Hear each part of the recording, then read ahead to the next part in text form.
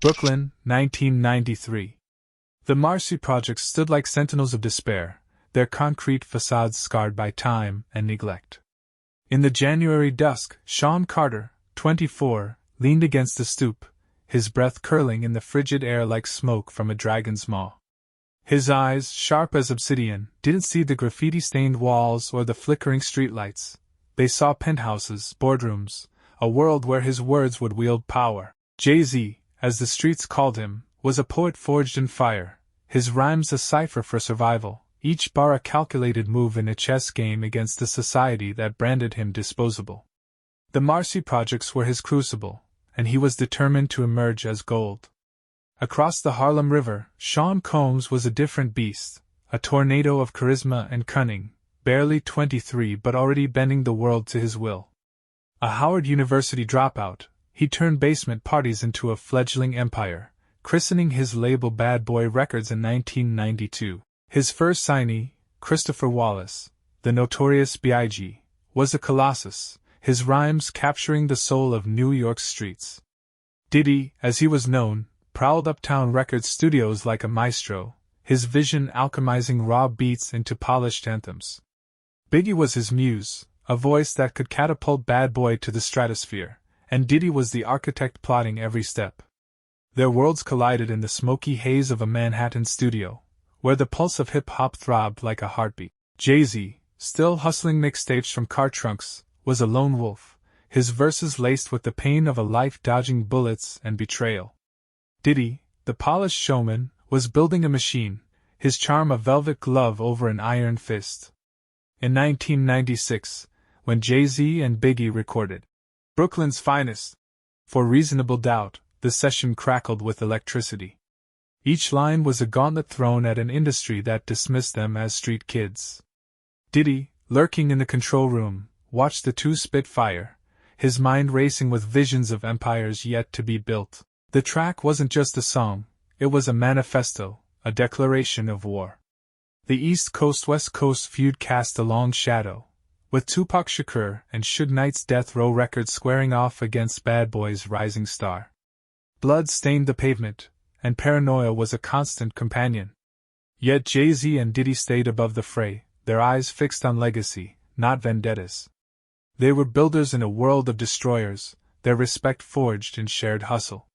But the streets were a harsh teacher, and no bond was immune to their lessons. In March 1997, tragedy struck like a guillotine. Biggie's murder in Los Angeles left a void in hip-hop's heart. Diddy, gutted, channeled his grief into No Way Out, a masterpiece of pain and defiance. Jay-Z's verse on Young G's, alongside a posthumous Biggie, was a requiem, its raw emotion binding them in shared loss. Jay-Z returned the gesture, inviting Diddy to guest on I Know What Girls Like, from In My Lifetime, Volume 1. Their music became a lifeline, a bridge between their empires, their brotherhood seemingly unbreakable. But the streets demanded more than art, they demanded survival. In 1999, Jay-Z faced a storm, accused of stabbing producer Lance Rivera at the Kit Kat Club over a bootlegging dispute. Whispers swirled, some said he took the fall for another, his loyalty a shield for a shadow figure. He copped a plea, walking away with 3 years probation, his reputation scarred but intact. Diddy, too, faced the law's wrath in 2001, charged with gun possession and bribery after a Times Square club shooting. He beat the rap, but his protégé, Shine, was sentenced to nearly a decade. In the aftermath, Jay-Z and Diddy found solace in their shared victories, their brushes with the law a badge of resilience. They were untouchable, or so they believed. The new millennium dawned, and the streets gave way to skyscrapers. Jay-Z and Diddy weren't just rappers, they were titans. Diddy transformed Bad Boy into a cultural juggernaut, launching Sean John clothing and later Ciroc vodka, his parties becoming the stuff of legend. His Hamptons white parties, 4th of July bashes, and birthday extravaganzas were more than events, they were power summits, where the elite mingled under crystal chandeliers and pulsing strobe lights. Naomi Campbell, Leonardo DiCaprio, and a rising power couple, Jay-Z and Beyoncé, were fixtures, their presence a testament to Diddy's magnetic pull. Jay-Z, steering Rockefeller, was a force of equal magnitude. Rocawear clothed a generation, Roc Nation reshaped the industry, and Tidal challenged the streaming giants. His business acumen was a rapier, every deal a checkmate in a game only he fully understood. In 2005, he and Diddy stood shoulder to shoulder, donating $1 million to the American Red Cross for Hurricane Katrina relief, their unity a beacon of black excellence. Diddy called Jay-Z family, a brother who could address him as Sean, a privilege reserved for the inner circle. Jay-Z, ever guarded, returned the love, his tribute at Diddy's 2022 BET Lifetime Achievement Award praising his rival-turned-ally's impact on culture. Their social circles intertwined, with Beyoncé's ascent adding a new dimension to their bond. The trio, Jay-Z, Beyoncé, and Diddy, became fixtures at high-profile events, from Diddy's star-studded bashes to MTV VMAs after-parties. A 2007 Screamfest moment, where Diddy playfully slapped Jay-Z's backside, seemed like harmless camaraderie, a fleeting glimpse of their ease with each other. But years later, 50 Cent would seize on the clip, trolling them on social media, hinting at secrets buried beneath the surface. For now, the world saw only the shine, two black men from the streets who'd conquered the game, their bond a symbol of triumph. Yet, even in those gilded years, shadows lingered. Diddy's parties, with their locked doors and whispered after-hours, carried an air of enigma. A 2002 interview, resurfaced years later, captured Diddy joking about needing locks on the doors for his parties, a comment that would later sound like a warning. The after-parties, where the real chaos unfolded, were spoken of in hushed tones, their details obscured by NDAs and fear. Jay-Z, always one step ahead, kept his distance from the wilder rumors, his focus on building an empire that could withstand any storm. But the seeds of doubt were planted, waiting for the right moment to break through the surface. November 2023. The music world froze as Cassie Ventura, Diddy's former protege and lover, filed a lawsuit that tore through his empire like a blade. Her allegations were a gut punch, a decade of physical abuse, coercion, and forced participation in freak-offs, orchestrated sexual events involving male escorts, drugs, and Diddy's iron grip. Cassie, who'd met Diddy at 19 while he was in his 40s, painted a portrait of a predator who used his power as her boss to trap her in a nightmare. The lawsuit wasn't just a legal document, it was a detonation, exposing a side of Diddy the world had never seen. The accusations multiplied like a plague. By September 2024, Diddy was arrested on federal charges of racketeering, sex trafficking, and prostitution, his bail denied as he awaited trial at Brooklyn's Metropolitan Detention Center. His parties, once the pinnacle of opulence, were now described as stages for depravity, with allegations of drug-fueled orgies and exploitation. The public reeled, but a question hung heavy: who else was there? Who knew? Jay-Z, the chess master, stayed silent, his focus on Roc Nation and his NFL partnership. But the past has a way of clawing its way back. On December 8, 2024, a civil lawsuit filed under New York's Victims of Gender-Motivated Violence Protection Act pulled him into the vortex.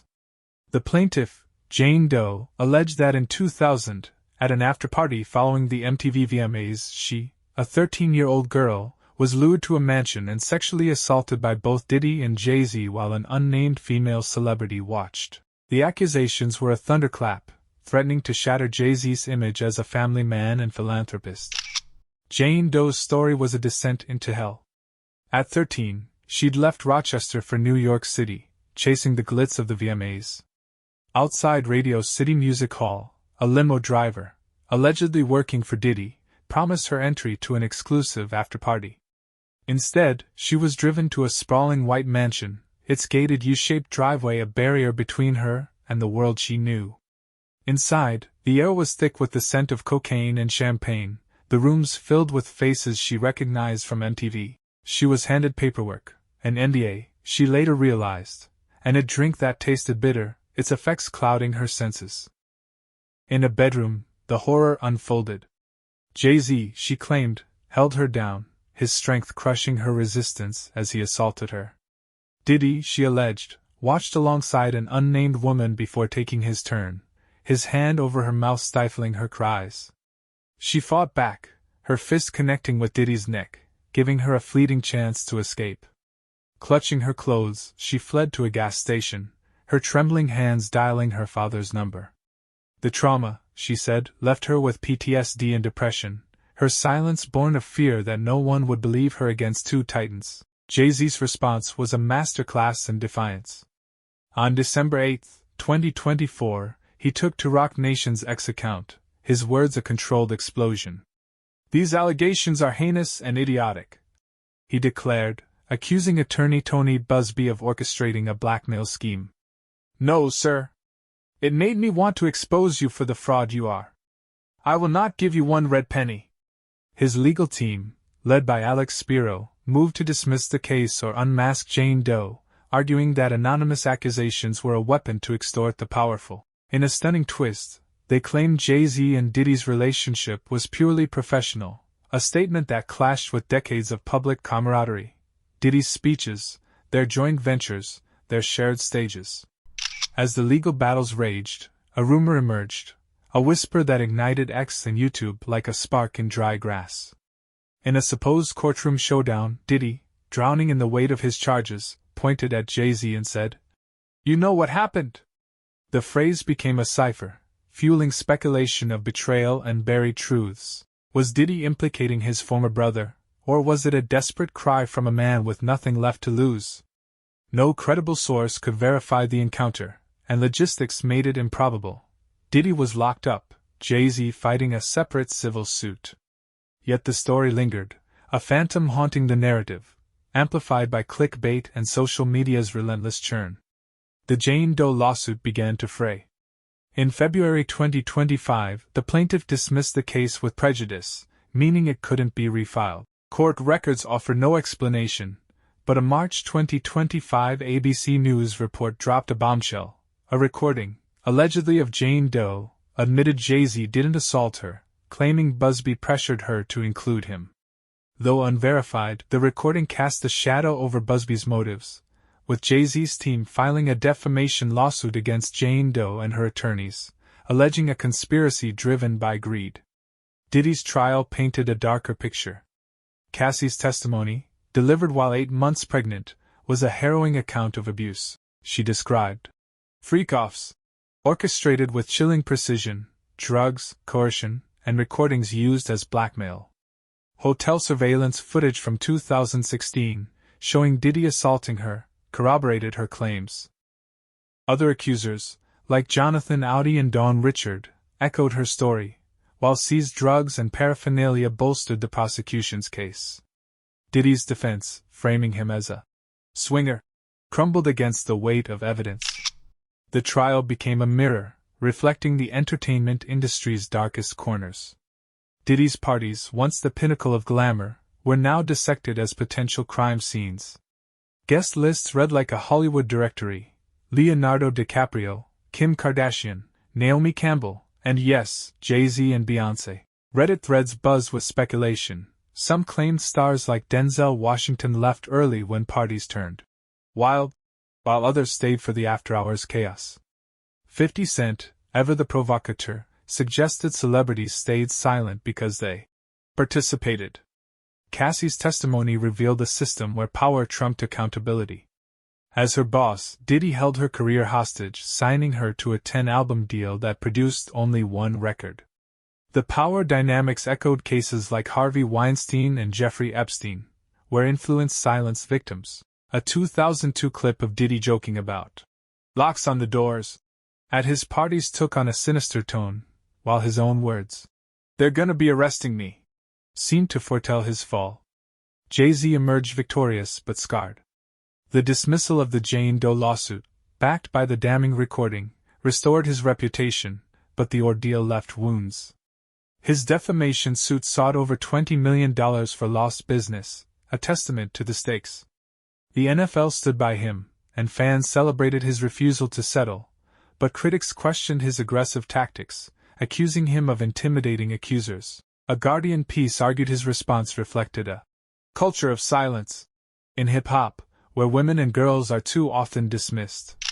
In April 2025, Another lawsuit emerged, this one from Joseph Manzaro, who claimed Diddy assaulted and humiliated him at a 2015 Miami party, with Jay-Z and Beyoncé as witnesses. The allegations were graphic. Manzaro, drugged and paraded in degrading attire, claimed he saw the power couple in a secret tunnel at Diddy's mansion. But Jay-Z's team produced receipts, public records placing him in New York, not Florida, on the alleged date. LeBron James, also named, was proven to be in Cleveland. Manzaro amended his complaint, removing Jay-Z and Beyoncé's names, but the pattern was clear: accusations followed by retractions, strengthening Jay-Z's narrative of being unfairly targeted. The saga raised profound questions. Was the brotherhood between Jay-Z and Diddy a genuine bond or a strategic alliance, discarded when the heat turned up? Jay-Z's insistence on a professional relationship clashed with decades of camaraderie. Diddy's speeches, their joint ventures, their shared stages. Diddy's silence, locked away in detention, fueled speculation. Had he turned on Jay-Z, or was he fighting alone, abandoned by a former ally? As Diddy's trial looms, the entertainment world holds its breath. A conviction could mean life behind bars, stripping him of his fortune and legacy. For Jay-Z, the legal victories have preserved his empire, but the whispers persist. The industry faces a reckoning, forced to confront its complicity in protecting the powerful. The #MeToo movement, reignited by Cassie's courage, has opened floodgates, with more accusers stepping forward. The alleged courtroom moment, "You know what happened?" remains a phantom, a symbol of the murky truths that may never surface. Were Jay-Z and Diddy brothers or pawns in a larger game? Did their empires shield secrets, or were they victims of a legal system exploited for profit? The answers lie buried in a web of power, loyalty, and betrayal, where facts blur into speculation, and the line between truth and fiction grows ever thinner. This is not just a legal battle, it's a cautionary tale of ambition unchecked, friendships tested, and an industry forced to face its shadows. As the world watches, one truth emerges: in the game of empires, even kings can fall.